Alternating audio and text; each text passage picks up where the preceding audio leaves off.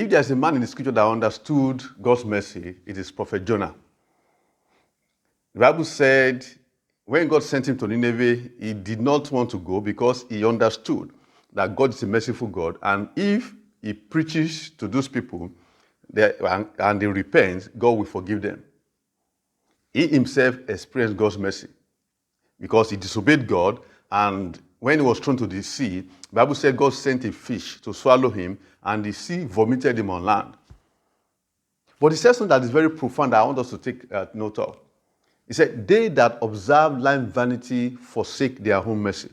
That means it's possible for mercy to be in abundance, yet it's forsaken by the person that the mercy is due for, or that God meant the mercy to work in his life. So how would this happen?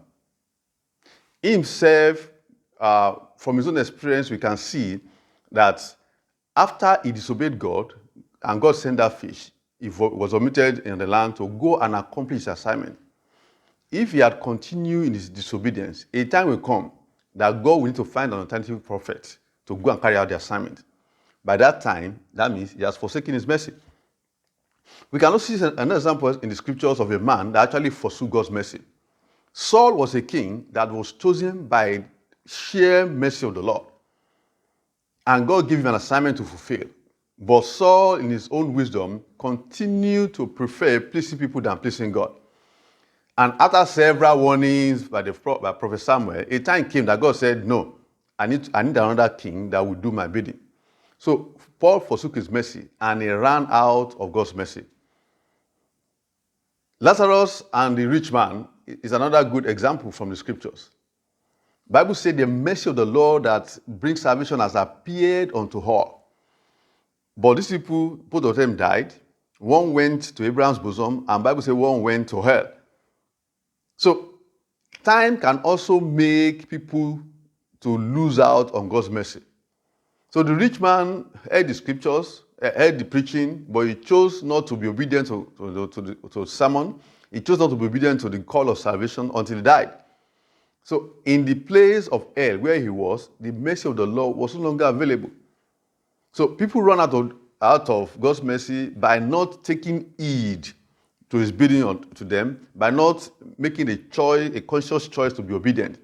People can also run out of God's mercy by not taking advantage of today. The Bible says today, as you hear his voice, do not harden your heart.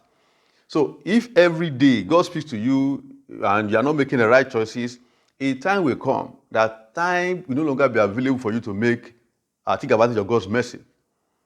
So what has God been talking to you about? What is that warning in your heart?